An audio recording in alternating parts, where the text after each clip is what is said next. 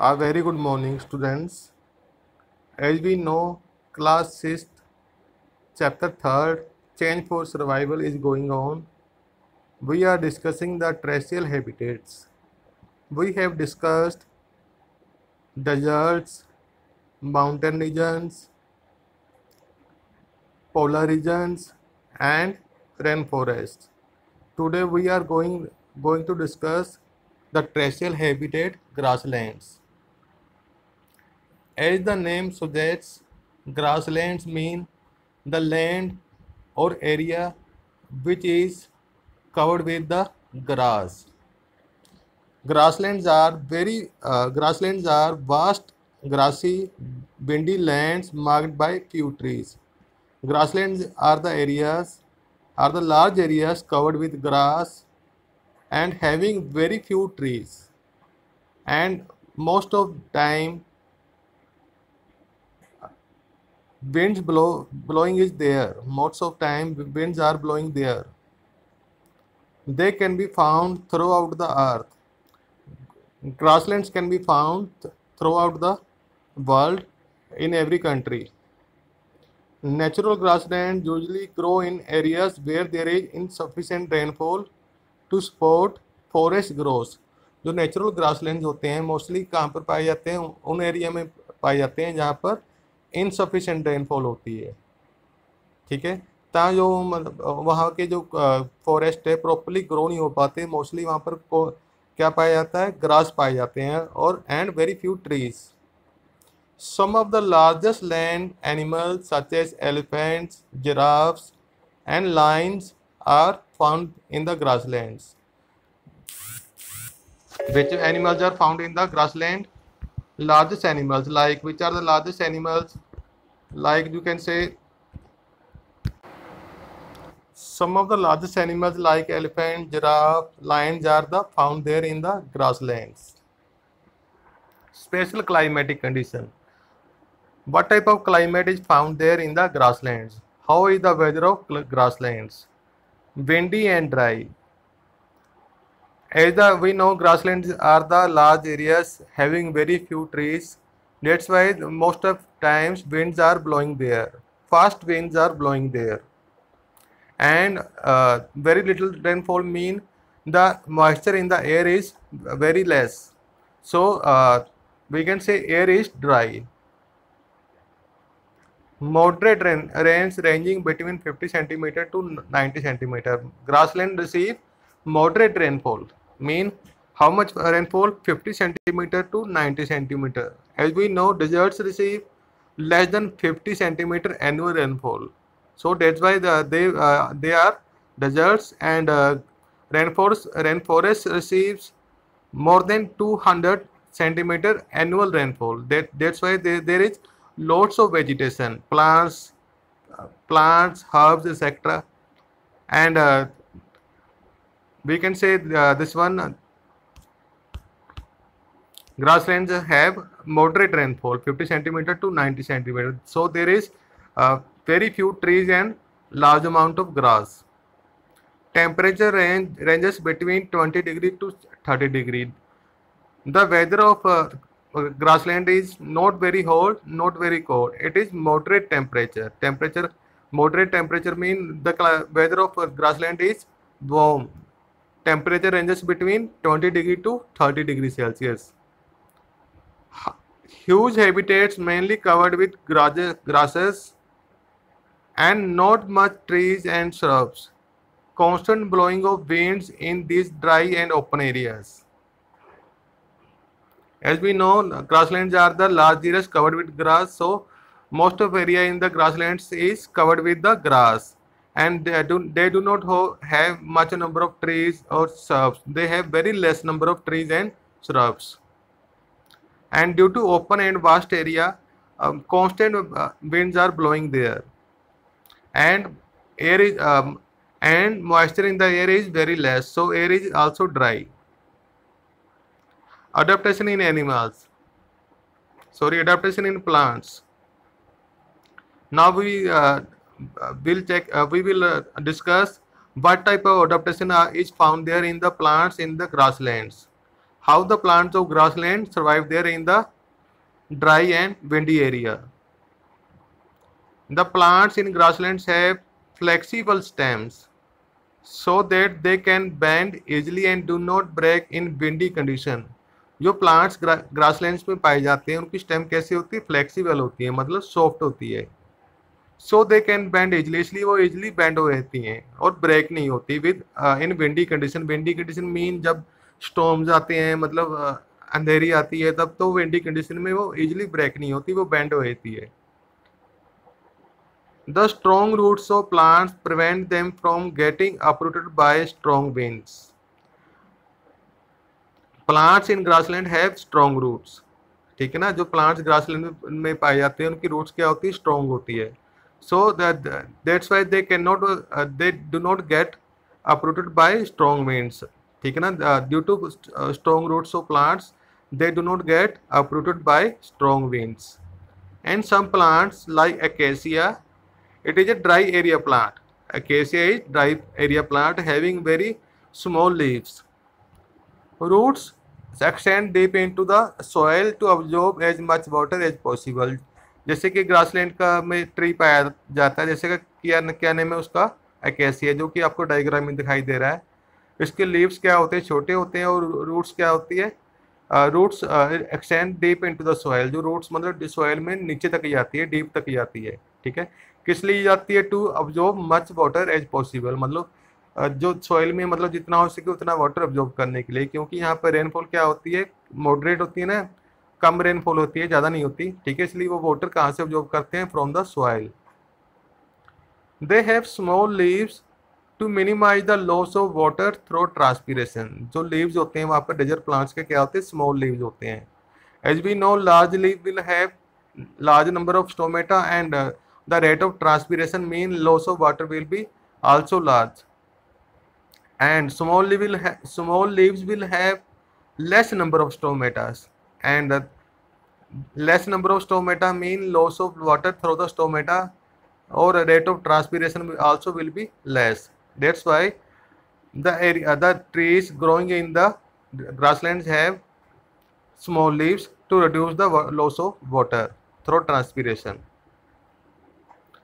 Some trees like the baobab can store water in its huge trunk। जैसे कि कुछ trees होते हैं जिसका क्या नेम है, baobab।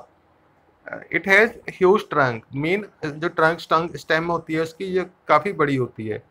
ठीक है, it can store water in its huge trunk. अपनी जो स्टेम होती है, ट्रंक होती है, उसमें ये क्या कर सकता है, वाटर को स्टोर कर सकता है। Like cactus plant, cactus plant also store the water in the stem which has green color। ठीक है ना, like cactus it also can store the water। baobab also store the water in the huge trunk। survive during a period of low water availability। when there is no rainfall, then baobab utilize this water which is stored in its huge trunk। Adaptation in animals, let us check what type of adaptation are found in the animals which are found in grasslands। What type of features they have to survive in the grasslands। Some of the adaptive features of lions are as follows। Light brown color of lion helps it to hide in dry grasslands while hunting for prey। जब भी जैसे pray क्या होता है, शिकार। ठीक है, जो लाइन होता है, लाइन मोस्टली कहाँ पर पाए जाते हैं, ग्रासलैंड्स में पाए जाते हैं। ठीक है, इनका कलर क्या होता है, light brown colour like the dry grass. इनका कलर क्या होता है, light brown colour like the dry grass की तरह होता है, जो इनको क्या करने में हेल्प करता है, ग्रासलैंड में हाइड करने में हेल्प करता है, छिपने में हेल्प करता है। ठीक है, ये मोस्टली जो लाइन्स होते हैं साइज बड़ा होता है ना, ये ज़्यादा फास्ट रन नहीं कर सकते। ठीक है, और लॉन्ग डिस्टेंस रन नहीं कर सकते। ये मोस्टली क्या करते हैं, अटैक करते हैं, हाइड करके अटैक करते हैं, मतलब छिप के अटैक करते हैं। ठीक है, फॉर प्रे मतलब अपने शिकार पर। The phenomenon of concealing mean hiding mean छिपना।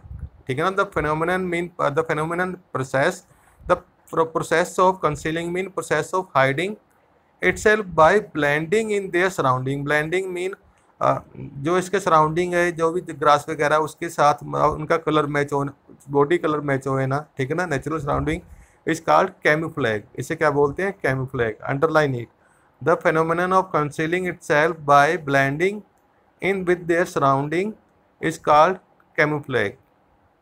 Lion can withdraw its strong claws inside its toes.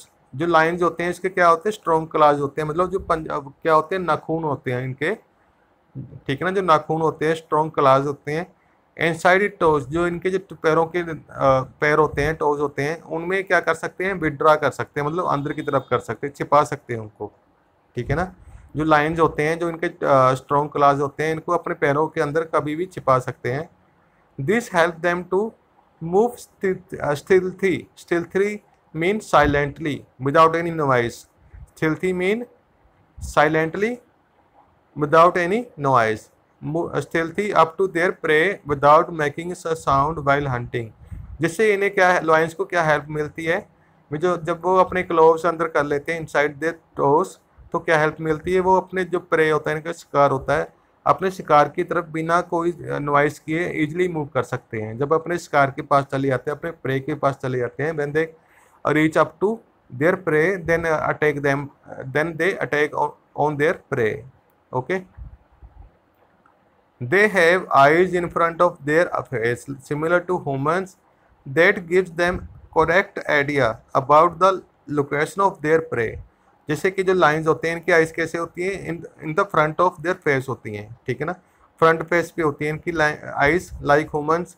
जो इन्हें क्या हेल्प करती है? जो इनका प्रे होता है, शिकार होता है, उनकी करेक्ट लोकेशन और डिस्टेंस मेजर करने में हेल्प करती है। उनकी correct distance and location measure करने में हेल्प करती है। Some of the adaptive features of deer, zebra and giraffe are as follow. जैसे कि हर्बीवर्स एनिमल्स पाए जाते हैं इन द ग्रासलैंड। कौन कौन से हर्बीवर्स एनिमल्स पाए जाते हैं? Deer, zebra, giraffe etcetera. they all are herbivores animals. They are found in the grasslands. They have strong incisors, premolar and molars to cut and chew the plant leaves. As we know, front teeth are known as incisor, and premolar and molars are used to chew the food, and incisors are used to cut the grass etc. ठीक है। जो herbivores animals होते हैं, इनके क्या होते हैं? Strong incisor होते हैं to cut the grass, and premolar and molars are used to chewing the grass etcetera, ठीक है ना। इसलिए वो प्रीमोलर और मोलर क्या करते हैं? इनको ग्रास को च्यू करने में हेल्प करते हैं, चबाने में हेल्प करते हैं। Presence of eyes at the sides of their head enables them to look in the all direction of all danger। जैसे कि आपको दिखाई दे रहा है, जैसे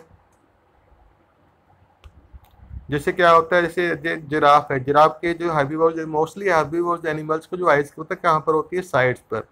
कहाँ पर होती है? साइड्स पे। और साइड्स पे जब आइज होती हैं तो उनको वो फ्रंट में देखने में भी हेल्प करती है और बैक में देखने में भी हेल्प करती है।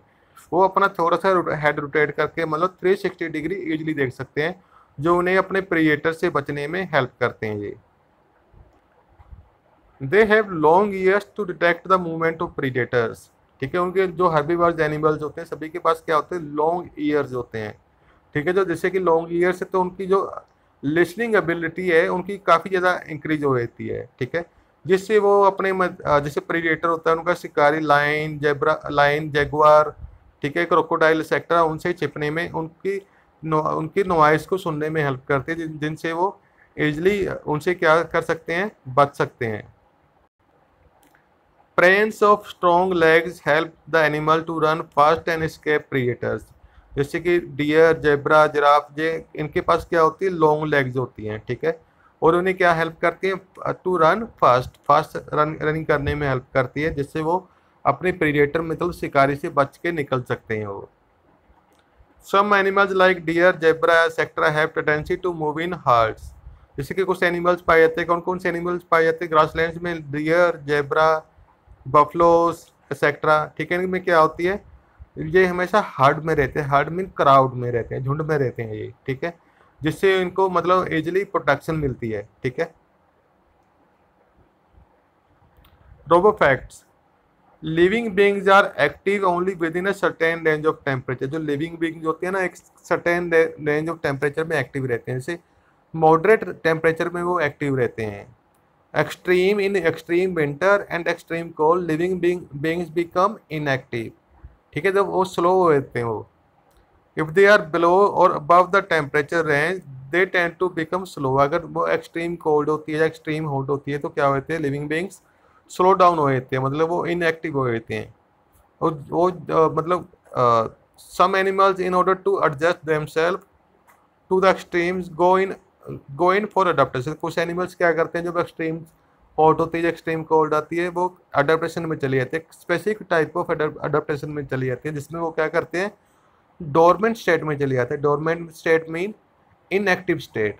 ठीक है, और इस डोरमेंट स्टेट में वो क्या करते हैं, ओनली स्लीपिंग करते रहते हैं, वो कुछ भी खाते नहीं है, पीते नहीं है। ठीक है, और ओनली क्या करते हैं, 6 मंथ मतलब क्या करते रहते हैं, स्लीपिंग करते रहते हैं। ठीक है, like hibernation, we know the hibernation, polar bear go into the hibernation.